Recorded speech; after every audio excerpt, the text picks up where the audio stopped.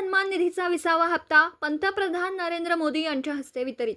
बुलढाणा येथे झालेल्या स्थानिक कार्यक्रमात केंद्रीय मंत्री प्रतापराव जाधव झाले सहभागी। पीएम किसान सन्मान निधीचा 20वा हप्ता पंतप्रधान नरेंद्र मोदी यांच्या हस्ते आज वितरित झाला। त्यानिमित्त बुलढाणा येथील कृषी विज्ञान केंद्र येथे घेण्यात आलेल्या कार्यक्रमात केंद्रीय मंत्री प्रतापराव जाधव सहभागी झाले होते। त्यांनी शेतकऱ्यांसमवेत पंतप्रधान नरेंद्र मोदी यांचे वाराणसी येथे सुरू असलेले भाषण ऐकलं। त्यानंतर झालेल्या कार्यक्रमात केंद्रीय मंत्री प्रतापराव जाधव यांनी डॉक्टर पंजाबराव देशमुख यांच्या प्रतिमेला पुष्पमाला अर्पण केली। यावेळी मार्गदर्शन करताना ते म्हणाले की शेतकरी हा देशाचा अन्नदाता आहे। या अन्नदात्याला मदत व्हावी या दृष्टिकोनातून पंतप्रधान नरेंद्र मोदी यांनी पीएम किसान सन्मान योजना कार्यान्वित केली। ही योजना शेतकऱ्यांप्रती असलेली खरी बांधिलकी आहे। पीएम किसान सन्मान योजना ही आर्थिक योजना नाही तर देशातील अन्नदात्यांच्या कष्टाचा हा सन्मान असल्याचंही केंद्रीय मंत्री प्रतापराव जाधव म्हणाले।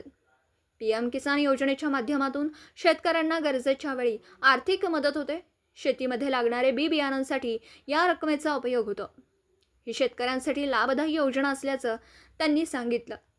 याशिवाय केंद्र सरकारच्या वतीने शेतकऱ्यांसाठी विविध योजना राबवित त्या योजनांचा लाभ शेतकऱ्यांनी घेऊन आपली आर्थिक उन्नती करावी असं आवाहन त्यांनी यावेळी केलं।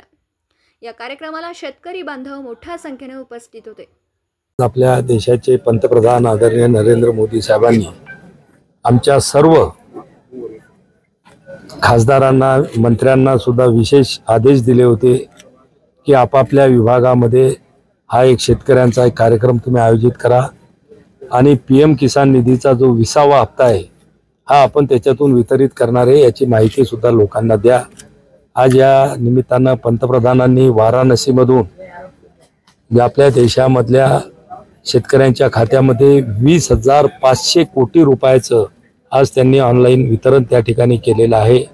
आणि विशेष म्हणजे आपल्या बुलढाणा जिल्ह्यांचे मधले त्यामध्ये जवळपास 3.5 कोटी शेतकरी त्या ठिकाणी आहेत आणि निश्चितच एक शेतकऱ्यांचा सन्मान म्हणून हा कार्यक्रम तुम्ही सर्व लोकप्रतिनिधी जा शेतकऱ्यांना संबोधित करा, त्यांच्या काही अडचणी असतील त्या ऐकून घ्या, अशा प्रकारचे आयोजन करायचं आलं होतं। म्हणून आज या कार्यक्रमाला मी उपस्थित आहे।